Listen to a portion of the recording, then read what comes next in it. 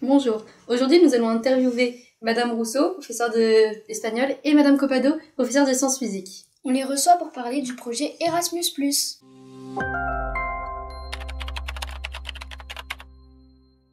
Mais qu'est-ce que c'est Erasmus?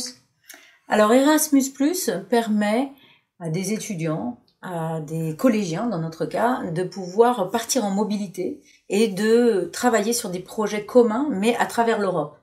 Donc il permet et donne les moyens de le faire en fait. Comment s'est passée la première rencontre avec les professeurs d'espagnol? Très chaleureuse. En Espagne, la mentalité est complètement différente. Et on s'est tout de suite bien senti à notre place, très accueillis, donc très bien. Avez-vous rencontré les élèves?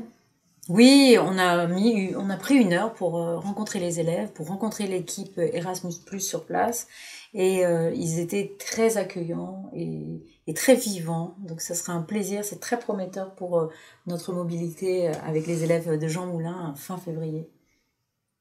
Les familles espagnoles, elles sont comment? Alors, on n'a pas rencontré les familles espagnoles, Non. On n'a pas rencontré encore les familles espagnoles, mais on a vu leurs enfants en fait. Donc, et puis il faut savoir que c'est un établissement qui reçoit depuis 14 ans, enfin qui est habitué à faire ses mobilités et Erasmus+ depuis 14 ans. Ils ont un grand savoir-faire et on leur fait vraiment complètement confiance. Et l'école espagnole, elle ressemble à la nôtre ou c'est totalement différent? Le système d'éducation est quand même différent. La relation entre les enseignants et les élèves est différente. Il y a moins de... Je dirais c'est moins strict, formel.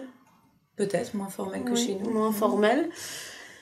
On a appris également que le programme change alors je sais pas comment on dit en Espagne, c'est pas une région, c'est d'une communauté à une autre. Donc après, en sciences physiques par exemple, ils ne font pas d'expérience. Donc c'est vraiment c'est un système éducatif différent.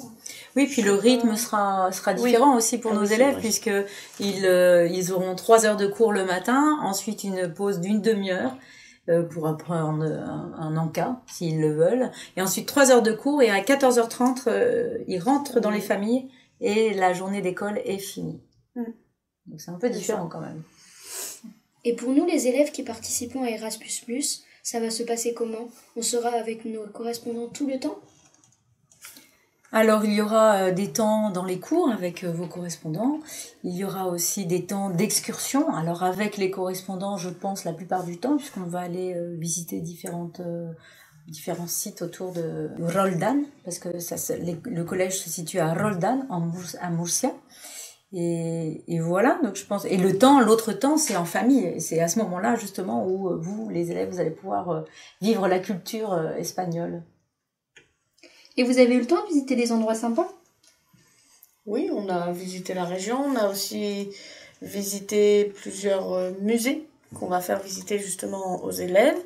Et on s'est approprié les lieux, je dirais. Vous avez goûté des plats typiques? Oui, quelque chose que je connaissais pas, le sarangoyo.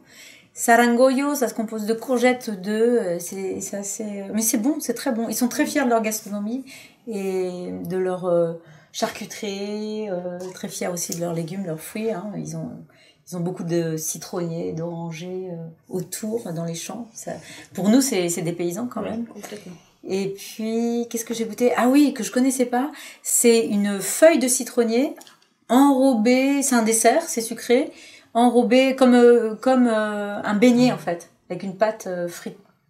Donc, et la feuille du citronnier est à l'intérieur. Voilà. Et si on a peur de ne pas trop comprendre ou de se faire comprendre, vous avez des conseils?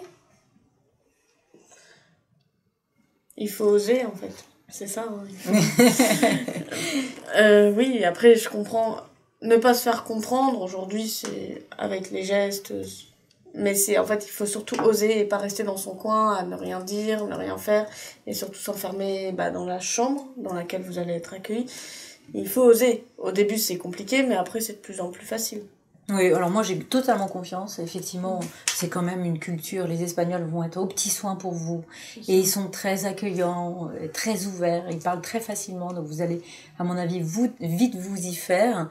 Et puis osez. Vraiment, je rejoins. Osez, ça va passer très vite, 5 jours. Allez-y maintenant, tout de suite. Essayez de communiquer. Ils vont avoir envie de vous entendre, de vous comprendre. Donc si ça sort pas correctement, c'est pas grave. Oui. L'intérêt, c'est de communiquer ensemble et de se rencontrer.